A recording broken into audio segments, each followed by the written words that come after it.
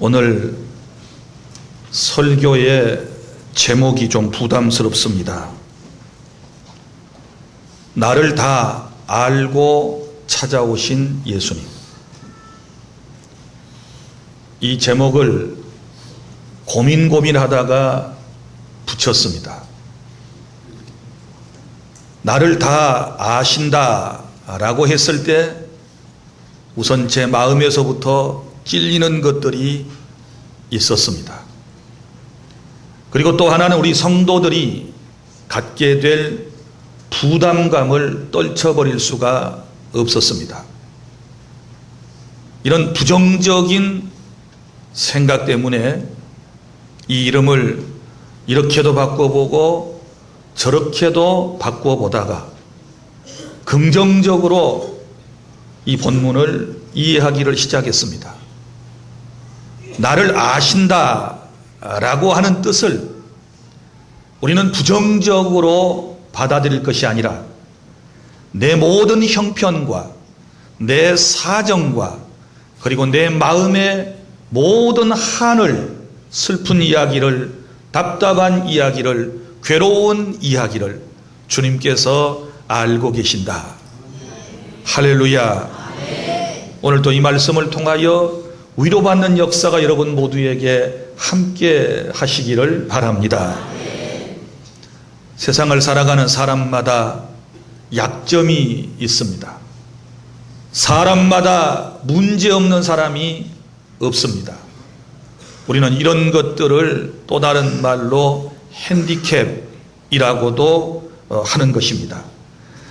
그리고 사람들은 자신의 약점을 누구나 비밀로 하려고 하는 그런 습성을 가지고 있습니다. 오늘 여러분과 저에게도 많은 약점이 있습니다. 비밀이 우리에게 있다는 것을 우리 자신이 잘 알고 있습니다. 그 약점을, 그 비밀을 우리 마음속에 간직한 채 오늘 이 자리에 나와서 하나님께 예배하고 있는 것입니다. 수많은 약점이 있음에도 불구하고 안 그런 채 하고 시치미를 뚝 떼고 지금 이 자리에 우리가 있습니다. 그러나 그럼에도 불구하고 우리 하나님께서는 저와 여러분의 속사정을, 우리의 과거를 완전하게 하나도 빠짐없이 다 알고 계심을 깨달을 수 있기를 바랍니다. 여러분 생각해 보면 우리가 가지고 있는 많은 비밀들 가운데 좋은 비밀은 이미 다 드러났습니다. 그리고 사람마다 좋은 것들은 다 드러나기를 원하는 그런 마음을 가지고 있지 않습니까? 그러나 여전히 나쁜 비밀은 감추고 있는 것이지요. 여러분, 우리 자신에게 감추어진 이 비밀들, 이걸 우리가 하나님 면전에서 드러내게 되었을 때에 오늘 삭개오가 받았던 그런 놀라운 은혜를 받게 될 줄 믿으시기를 바랍니다. 먼저는 나 자신의 비밀이 있으시겠지요. 여러분 모두에게 비밀이 있습니다. 어떤 비밀이 있을까요? 먼저는 은밀한 죄에 대한 비밀이 있으시겠지요. 아무도 모르게 지은 죄에 대한 비밀이 있으리라고 생각을 합니다. 그리고 또한 여러분 자신에 대한 출생에 대한 비밀도 있으시겠지요. 보통 사람들에게는 이게 아무런 문제가 되지 않습니다. 건강한 어머니와 건강한 아버지, 행복한 가정에서 태어난 사람들이야 할 말이 없겠지만, 그러나 우리 가운데 어떤 분들은 출생에 대한 비밀이 있을 수 있습니다.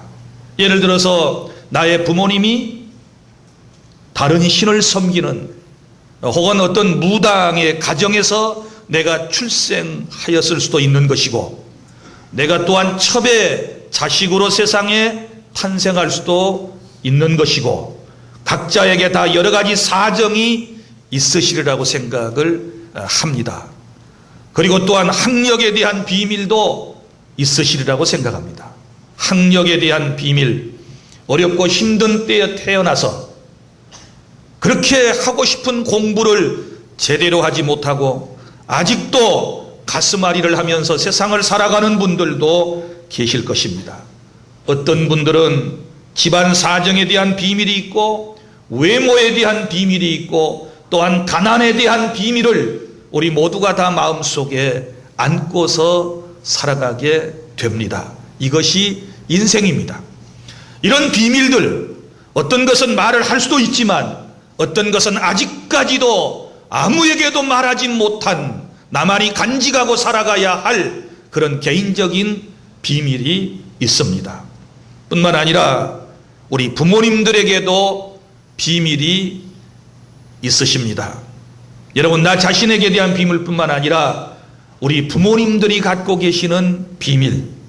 자, 예를 들어서 부모님의 외도, 바람 피우시는 아버지, 그리고 술주정뱅이이신 아버지, 알코올 중독에서 벗어나지 못하고 도박 중독에서 벗어나지 못하고 그래서 결국은 가정이 파탄되어 버리고 깨어진 가정 속에서 부모님의 의해 버림을 받아야 했던 내 슬픈 과거도 있으리라고 생각을 합니다.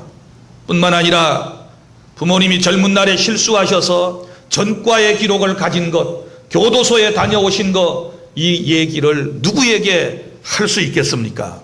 이런 비밀을 마음속에 안고 살아가는 것 또한 후손된 우리에게 짐이 분명히 될 것입니다. 또 우리에게 어떤 비밀이 있습니까? 우리 가족 간의 비밀이 있습니다. 집안마다 여러분 사연이 없는 가정이 어디 있겠습니까? 어떤 가정에는 장애인이 있어서 정말 눈물로 기도하면서 날마다 하루하루를 주의 위로와 주님의 사랑 가운데서 장애인을 보살피며 살아가는 그런 가족들도 있을 것입니다. 우리 가족 가운데 정신과 치료를 받는 분은 없습니까? 우리 가족 가운데 정말 건강이 좋지 못하여 오랫동안 저 침상에 누워서 여러분들의 간호를 받아야 할 그런 가족들도 있으리라고 생각을 합니다. 형제 가운데 깡패가 있을 수 있고 자매 가운데 창녀가 있을 때 일평생 비밀로 인생은 세상을 살아가게 되는 것입니다. 뿐만 아니라 여러분 부부간에도 비밀이 있습니다. 부부가 되면 모든 것을 다 터놓고 서로의 과거와 서로의 형편을 다 알 거라고 생각하지만 우리 인생을 살아보면 그렇지 않습니다. 남편에게 말하지 못한 것 있습니다. 아내에게 차마 말하지 못한 비밀스러움이 부부관계에도 있는 것입니다. 그리고 둘만이 살아가는 부부관계에 있어서도 남편의 외도, 또 남편의 폭력, 그리고 남편의 잦은 구타, 그리고 이혼당한 사실 등 정말 말하기 어려운 비밀들이 부부간에도 있는 것입니다. 남편이 바람을 피우고 아내가 바람을 피웠다는 이 이야기를 누구에게 할 수 있겠습니까? 도박에 빠져서 그리고 또 춤에 빠져서 자녀들은 가출하고 또한 정말 먹고 살기조차도 힘든 이런 상황들을 우리가 어떻게 이야기할 수 있겠습니까? 우리의 슬픈 이야기, 우리의 참 말하기 어려운 힘든 이야기, 여러분 남에게 말을 하자니 체면이 서지 않고 말하지 않고 비밀로 마음속에 간직하고 참고 살아가자니 속이 터집니다. 애간장이 녹는 것 같습니다. 아무도 내 마음을 알아주지 못한다고 생각하기에 하나님조차도 내 사정을 알지 못한다라고 단정을 내려버리고 하나님의 사랑을 받아들이지 못하는 안타까운 현실 속에 우리는 하루하루 살아가고 있습니다. 사랑하는 여러분, 사람이 이런 비밀을 마음속에 오랫동안 간직하고 살아가게 되면 정신적으로, 정서적으로, 육체적으로 어려움을 겪게 됩니다. 영적으로 힘든 일들이 생기게 됩니다. 뿐만 아니라 나중에 이런 것들은 수치심과 죄책감을 우리에게 가져다 주는 것이고, 그리고 결국은 충동적인 인간이 되어지게 되고, 그리고 불안하고 초조한 나머지 나중에 이런 것들이 모여서 결국은 암이 되고 병이 되어 인생을 어렵게 살다가 세상을 떠나가게 됩니다. 그러므로 오늘 이 시간 하나님의 말씀을 들으면서 우리는 우리 안에 있는 비밀스러운 고통스러운 이 모든 문제를 예수님을 만나 다 해결받는 역사가 일어나야 될 줄로 믿으시기를 바랍니다. 저와 여러분이 가진 핸디캡, 약점, 이 모든 것들은 우리가 다 주님의 은혜로 예수 그리스도 안에서 치유받을 수 있는 줄로 믿으시기를 바랍니다. 비밀스러운 문제뿐만 아니라 드러난 문제까지도 주님께서 해결해 주시기 위해서 이 자리에 오셨습니다. 10절, 인자에 온 것은 잃어버린 자를 찾아 구원하기 위해서 오셨다, 이렇게 말씀을 하셨지 않았습니까? 주님이 오신 분명한 목적, 나를 찾아오셨습니다. 나를 구원하기 위해서 주님께서 이 자리에 오셨다라고 하는 사실을 믿으시기를 바랍니다. 자, 찾아오신 주님께서 이제 5절, 여기 3절, 4절 보면 어떻게 이제 이 삭개오로 하여금 행동하게 하시는가를 우리가 여기서 볼 수 있지 않습니까? 여러분, 주님이 찾아오셨을 때에 3절, 4절에 보면 우리는 내 모습 그대로 주님 앞에 나와야 될 줄 믿습니다. 주님이 찾아오셨을 때 자기 자신을 꾸미고 나오면 안 돼요. 주님께 나가야 되니까 뭔가를 단장하고 나아가야 되겠다, 그러시면 안 돼요. 그런데 우리는 대부분 어떻습니까? 사실 그러고 있습니다. 주님 앞에 나올 때 안 그런 채 하고 나옵니다. 시치미를 뚝 떼고 나옵니다. 행복하지 않으면서 행복한 채 하고 나옵니다. 문제가 많이 있으면서도 문제가 없는 것처럼 그렇게 우리는 우리 자신의 모습을 변장하고 그렇게 나올 때가 있습니다. 그런데 여러분, 그래 가지고는 문제가 여러분 절대로 해결될 수가 없습니다. 내 모습 그대로 가지고 와야 돼요. 삭개오가 주님 앞에 나올 때 모습을 보십시오. 그는 외모에 대한 열등감이 있었지 않았습니까? 외모에 대한 열등감이 있었어요. 그런데 그대로 나와요. 키가 작아서 예수님이 오신다는 얘기를 듣고 예수님의 일행을 맞이하기 위해서 길거리로 뛰쳐나갔지만 주님을 볼 수가 없지 않습니까? 세무서의 장이었지만 염치와 채통을 뒤로 하고, 여기 말씀에 보면 돌 무화과 나무 위에 올라가서 지나가시는 예수님을 보지 않습니까? 여러분, 그는 그대로 나왔습니다. 그는 핸디캡이 있었기 때문에 주님 앞에, 약점이 있었기 때문에 주님 앞에 왔습니다. 부자였지만, 세무서 장이었지만 마음속에 기쁨이 없고 마음속에 행복감이 없었기 때문에 사람들에게 손가락질을 받고 지탄받는 대상이 되어서 그는 인격적으로 모멸감을 당하고 사람들에게 존경을 받지 못하는 그것 때문에 마음이 늘 아파서 주님 앞에 나왔습니다. 사랑하는 주 안의 성도 여러분, 우리가 어떻게 주님 앞에 나옵니까? 무슨 이유로 주님 앞에 여러분이 나오셨습니까? 생각해 보면 이런저런 문제 때문에, 이런저런 약점 때문에 우리가 주님 앞에 나오게 된 줄로 믿으시기를 바랍니다. 부자로 잘 살았으면 교회에 올 일이 없었을 것 같아요. 그런데 가난하기 때문에 주님 앞에 왔습니다. 우리가 다 성공했다면 주님 앞에 나올 이유가 적을 것 같던데 우리가 실패했기 때문에 이 자리에 왔습니다. 우리 다 건강하다면 이 자리에 나올 것 같은 사람이 많지 않습니다. 그런데 우리가 나약하고 병들어 고통 가운데 있기 때문에 주님 앞에 나오게 된 줄 믿습니다.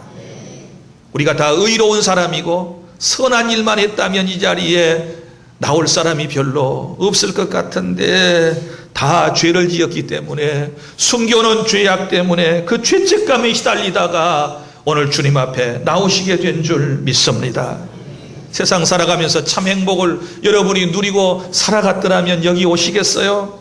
그러나 참된 만족과 행복을 누리지 못했기 때문에 오늘 여러분이 이 자리에 오셔서 그것을 간구하게 되는 줄로 믿으시기를 바랍니다. 더 쉽게 얘기하면 우리가 만약에 잘났고 많이 배웠고 많이 가지고 좋은 환경에서 남부럽지 않게 세상을 살아갔다면, 그 어떤 핸디캡도 없었다면 결코 주님을 쉽게 영접하지 않으셨을 것입니다. 그러나 여러분, 우리 다 이 약점 때문에 주님 앞에 왔으니까 우리의 약점을, 우리의 허물을, 우리의 좋지 않은 어떤 과거들을 너무 부끄럽게 생각하지 말고 여러분 주님 앞에 그대로 나오시기를 바랍니다. 믿습니까? 주님 앞에 그대로 나오시면 돼요. 여러분이 어떤 멋진 파티에, 어떤 기관이 주최하는 회의에 여러분이 초청을 받으셨다면 아마 부지런히 단속을 하시겠지요. 화장도 하고 좋은 옷도 입고 그리고 나서겠지요. 그러나 여러분, 교회는 그런 곳 아닙니다. 우리 주님이 부르실 때는 그렇게 나서셔서는 안 돼요. 내 모습 이대로 주 받으시옵소서. 나의 못난 이 모습 이대로, 나의 연약한 이 모습 이대로, 눈물 흘려 얼굴에 눈물 자국이 선명하고 날마다 가슴을 치면서 살아야 하는 그 모습 그대로 주님 앞에 나오셨을 때에 우리 주님께서 우리를 치유해 주신다는 사실을 믿으시기를 바랍니다. 할렐루야, 할렐루야. 그래서 주님이 우리에게 이렇게 말씀하셨어요. 수고하고 무거운 짐진 자들아 다 내게로 오라. 내가 너희를 쉬게 하리라. 주님이 다 알고 찾아오셨어요. 믿음 없는 것도 알고, 믿음도 없는데 그래도 주일에는 교회 나가야 살겠기에 간신히 교회 온 것도 다 아시고, 그래 설교 시간마다 졸지만 그래도 졸고 있는 나라도 보고 우리 목사님이 힘을 내시겠구나 생각해서 온 것도 아시고, 예배 시간에 설교가 별로 은혜가 안 되는데 그래도 아멘 해야 박자가 맞겠거니 생각해서 가끔 아멘을 해야 되는 것도 주님이 다 아시고,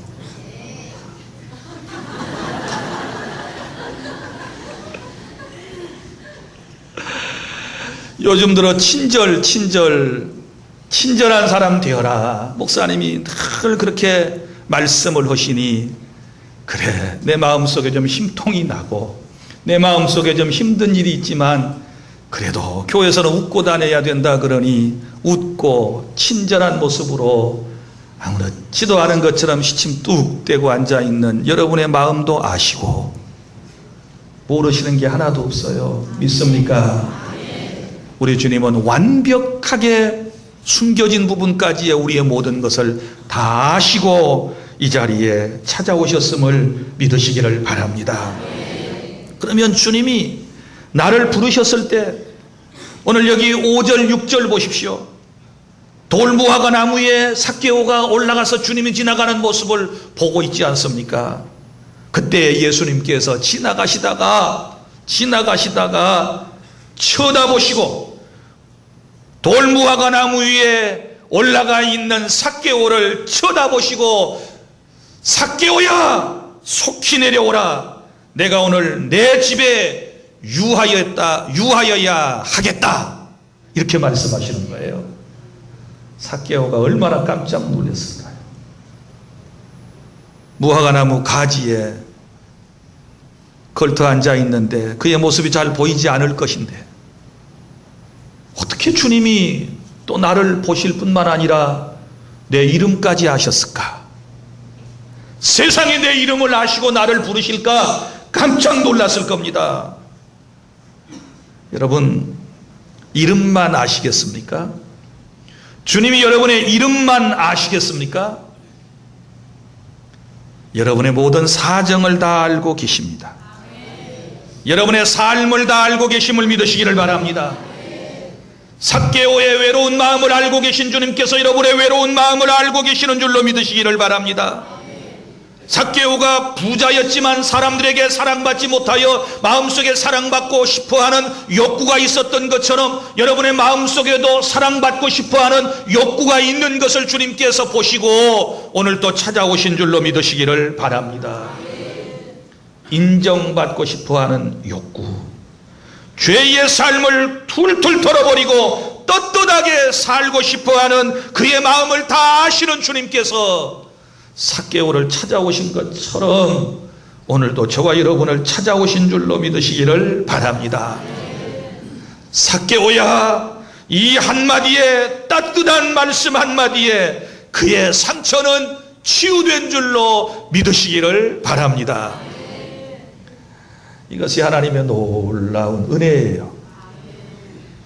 그래서 나도 가끔 여러분들을 부를 때 여러분의 이름을 한번 불러볼까 그래요. 누구를 부를까요? 문정이야.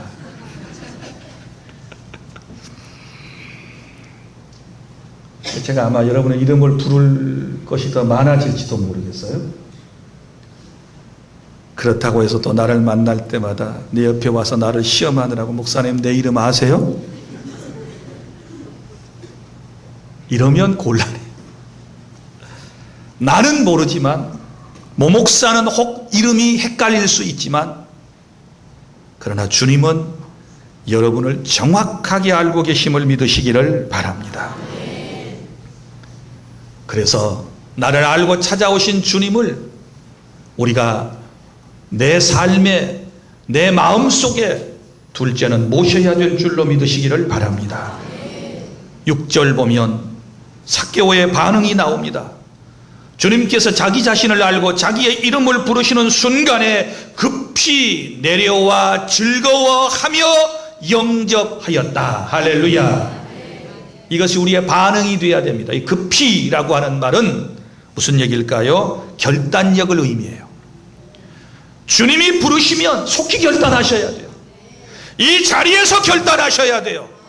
나를 부르실 때 이 자리에서 결단하고 우리가 반응해야 될 줄 믿습니다. 내려와. 어디서? 무화과나무 위에서 내려와. 내려온다는 말은 겸손을 의미하지 않겠습니까? 높은 데에 있다가 낮은 데로 내려왔다는 그런 겸손의 의미보다는 자기가 그래도 한 고을의 세무서 최고의 수장인데 예수님께서 삭개오야 내려오라 라고 말씀하실 때에 알량한 자존심이 발동될 수도 있습니다. 당신이 뭔데 나를 내려오라고 그래? 나 못 내려가. 이렇게 생각할 수도 있습니다. 그런데 그런 주님의 말씀에 순종하고 내려오게 된 것은 겸손인 줄로 믿으시기를 바랍니다. 그리고 즐거워하며 영접했다. 즐거워하며 영접했다. 기쁜 마음으로, 행복한 마음으로 예수님을 자기 자신의 마음속에 그리고 자신의 집으로 모셔드리는 일에 기꺼이 헌신하고 수고하는 하나님의 사람이 되어지게 된 줄로 믿으시기를 바랍니다. 그래서 여러분 항상 하나님의 말씀을 받을 때에도 결단하십시오. 즉시 결단하십시오. 그리고 말씀이 내게 주어지게 되었을 때에 그 말씀을 즐거워하며 받아들이게 되었을 때 결국은 주님을 모셔드리게 된 줄로 믿으시기를 바랍니다. 그 다음에 이제 우리가 주님을 모신 다음에 해야 할 일은 무엇입니까? 죄송하지만 회개하셔야 됩니다. 회개해야 돼요. 여기 주님을 모신 다음에 삭개오는 회개해요. 8절 삭개오가 서서 주께 여짜오되 주여 보시옵소서 내 소유의 절반을 가난한 자들에게 주겠사오며 만일 누구의 것을 속여 빼앗은 일이 있으면 네 갑절이나 갚겠나이다. 아멘.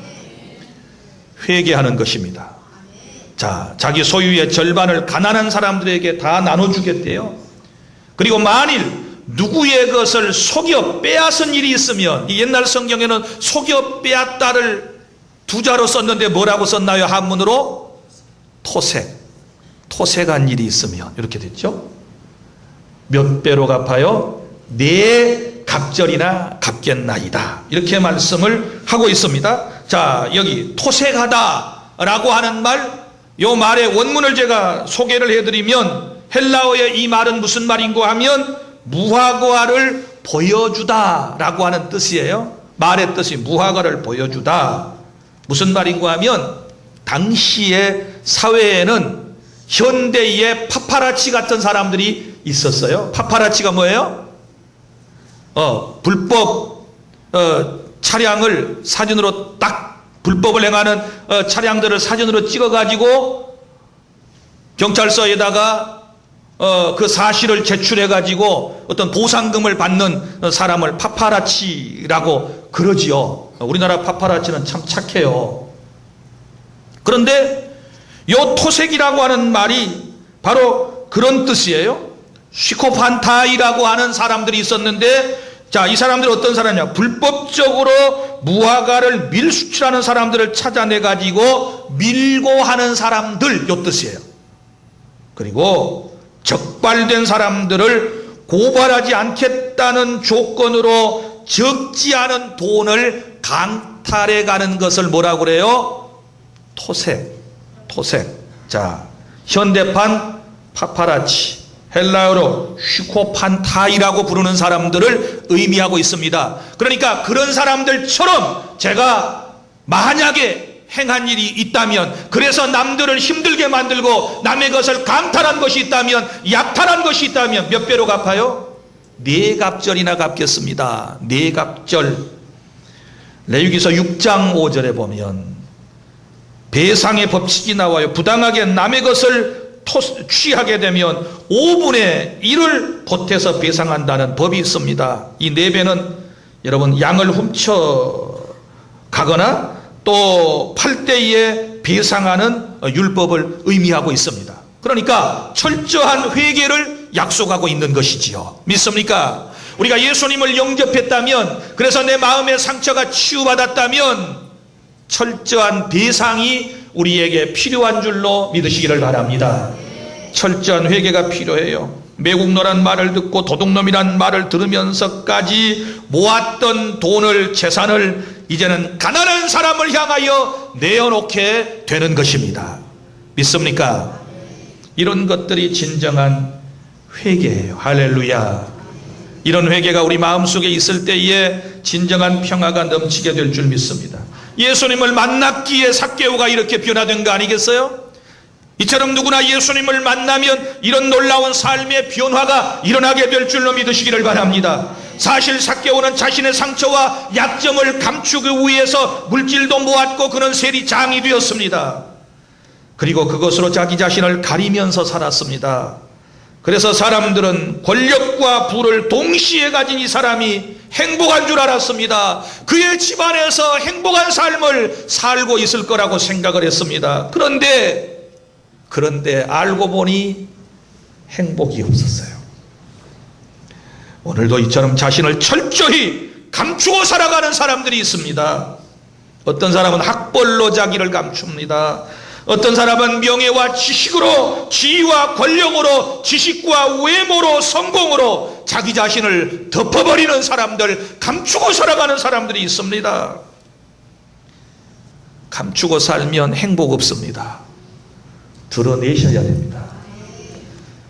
이제는 들춰내셔야 합니다. 하나님 앞에 십자가 밑에 다 여러분 우리가 들춰내고 여기 내어놓아야 여러분이 진정한 행복자가 될 수 있는 줄 믿으시기를 바랍니다. 이제 교회까지 오셨으면 다 주님 앞에 드러내도록 하십시오. 그러나 제가 여러분에게 말씀드린 것은 하나님께 직고 하십시오. 개인적으로 하나님 앞에 직접 고하십시오. 천주교에서 말하는 것처럼 신부님에게 고해성사할 필요 없습니다. 성경대로 하나님께 직접 고백하십시오. 믿습니까? 주님이 우리에게 이걸 말씀하셨습니다. 믿습니까? 그리고 사람에게도 말하지 마십시오. 어떤 사람은 서로 죄를 고백하며 라고 하는 야고보서 5장 말씀에 따라 막 죄를 서로 고백하라고 그러는데 그것이 가져다주는 폐단이 엄청나게 큽니다. 그건 성경을 잘 못 깨달아서 그래요. 하나님께 말씀드리십시오. 그러면 주님께서 우리의 죄를 다 처분해 주실 줄 믿습니다. 마지막으로 이제 우리가 예수님을 영접하고 회개했으면 그 다음에는 자신이 누구인가를 주님께서 알려주십니다. 자, 오늘 9절 다 함께 시작. 예수께서 이르시되 오늘 구원이 이 집에 이르렀으니 이 사람도 아브라함의 자손이미로다. 할렐루야. 아브라함의 자손이라고 말씀을 하십니다. 지금까지 삭개오는 자신이 하나님의 백성이 아닐 것이라고 생각을 하며 살아왔습니다. 자기는 소망이 없는 사람이고, 자기는 버림받은 사람이고, 많은 사람에게 미움받는 사람이고, 가치 없는 사람이고, 그리고 정말 저 사람들이 말하는 것처럼 죄인이며 매국노일 거라고 생각을 하면서 살았습니다. 그런데 주님을 탁 만나니까 주님께서 하시는 말씀, 이 사람도 아브라함의 자손이미로다. 할렐루야. 자, 여러분, 나는 하나님의 아들, 딸이 될 자격이 없는 줄 알았습니다. 나처럼 죄를 짓고 나처럼 세상에서 버림을 받고 이렇게 인생을 힘들게 살아온 나는 아무것도 아닐 거라고 생각했습니다. 그런데 주님이 오늘 우리에게 임하셔서 말씀합니다. 영접하는 자 곧 그 이름을 믿는 자들에게는 하나님의 자녀가 되는 권세를 주셨다. 예수를 믿는 네가 하나님의 아들이고 하나님의 딸이다. 내가 너를 사랑한다. 내가 너와 영원토록 함께 할 것이다. 주님께서 우리에게 말씀해 주심을 믿으시기를 바랍니다. 말씀을 맺습니다. 주님이 오신 목적이 무엇입니까? 10절. 인자가 온 것은 잃어버린 자를 찾아 구원하려 함이니라. 우리를 구원하기 위해서 주님이 오셨습니다. 우리 사정 다 알고 죄에서부터 우리를 건져주시기 위해서 하늘에서부터 사람의 몸을 입고 오셨습니다. 이 땅에서 우리를 불러주실 때에 주님은 우리의 모든 형편을, 나를 다 아시고 나의 과거와 현재와 미래까지를 포함하여 다 알고 나를 불러주셨습니다. 할렐루야. 어때요? 이제 설교 제목이 부담이 되시는가요? 나를 다 알고 찾아오신 예수님, 그러니까 어때요? 다행이지요? 그 전에 여러분 뭐라고 말했어요? 아무도 내 마음 몰라줘. 아무도 내 슬픔 몰라. 아무도 내 가정에 대한 건 몰라. 아무도 나를 알아주지 못해. 이러면서 울었잖아요. 그런데 이제 주님이 오셔서 내가 다 알아. 이렇게 말씀하시면 마음이 행복해져야 되지요. 그런데 여전히 다 아신다 그러니까 부담이 되시나요? 네, 부담이 될 수 있어요. 저도 돼요. 내가 행한 행실과 나의 모든 죄악도 다 아시겠구나 생각하니까 부끄러워요. 죄송스러워요. 그런데 하나님께서 우리에게 길을 열어주셨어요. 회개하면 돼요. 믿습니까? 주의 품 안에 안기면 돼요. 이 하나님의 큰 사랑 속에서 나를 다 알고 계시는 주님과 항상 교제하며 행복하고 복된 삶을 살아가는 저와 여러분이 될 수 있기를 바랍니다. 기도하겠습니다.